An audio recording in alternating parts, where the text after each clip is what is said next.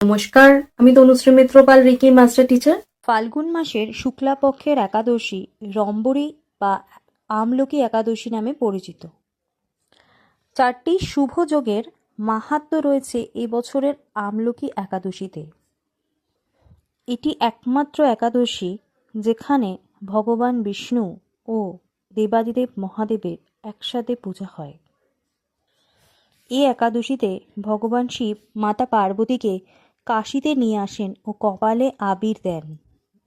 আবার এদিন বিষ্ণু ও আমলকি গাছের পূজা করা হয়।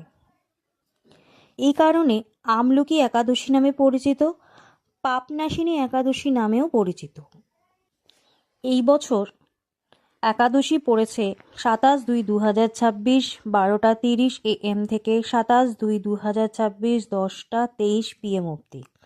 উপবাস পালিত হবে 27 তারিখ, আর পারণের সময় হচ্ছে 28/2/2026 6:02 AM থেকে 9:55 AM অবধি। হিন্দু শাস্ত্র অনুযায়ী এই আমলকি বা আমলা গাছ ভগবান বিষ্ণুর অত্যন্ত প্রিয়। এই গাছে শ্রী হরি বিরাজমান করেন। সৃষ্টির শুরুতে ভগবান ব্রহ্মা যখন ভগবান বিষ্ণুর মুখ দর্শন করতে চেয়েছিলেন, তখন ভগবান বিষ্ণুর মুখ থেকে এক বিন্দু জল মাটিতে পড়ে। তা থেকেই আমলকি গাছের উৎপত্তি হয়। এই একাদশীতে ভগবান বিষ্ণুর আরাধনা করা হয় আমলকি গাছের নিচে। আমলকির রস পান ও আমলকি দান করা অত্যন্ত শুভ। এদিন আমলকি বৃক্ষকে আমলকি মাতা হিসেবে পুজো করা হয়, যা ভক্তের পাপ ও অশুভ শক্তিকে দূর করে।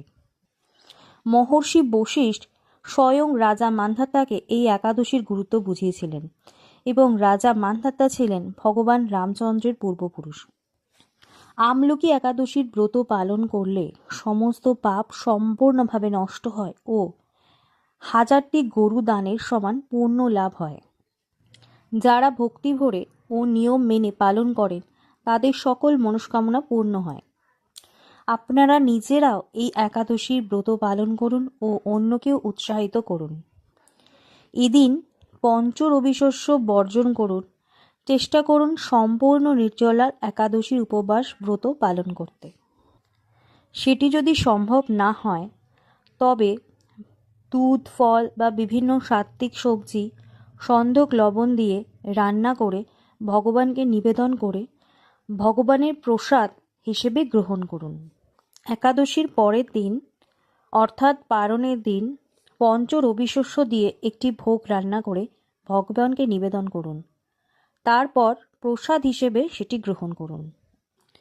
এদিনও সাত্ত্বিক আহার গ্রহণ করুন। কি কি খাবো? আমলকি জাতীয় খাবার খাবো, সব ফল খেতে পারবেন, দুধ খেতে পারবেন, দই খেতে পারবেন, ছানা খেতে পারবেন, মিষ্টি খেতে পারবেন, আলু, বাদাম, নারকোল এগুলো খেতে পারবেন। কি কি খাবেন না? শস্য, ভাত জাতীয় খাবার খাবেন না। ডাল, রুটি, মাছ, মাংস, ডিম, নেশা জাতীয় খাবার, পেঁয়াজ, রসুন, মশলা খাবেন না। আর এই দিন অবশ্য করে চুল, নখ, দাড়ি কাটবেন না। তৈল, সুগন্ধি সাবান, শ্যাম্পু ব্যবহার করবেন না। আমরা আলোচনা এখানেই শেষ করলাম। সকলে সুস্থ থাকবেন, ভালো থাকবেন। ভালো লাগলে একটা লাইক করবেন, কমেন্টস করবেন। তো আজকের মতো নমস্কার।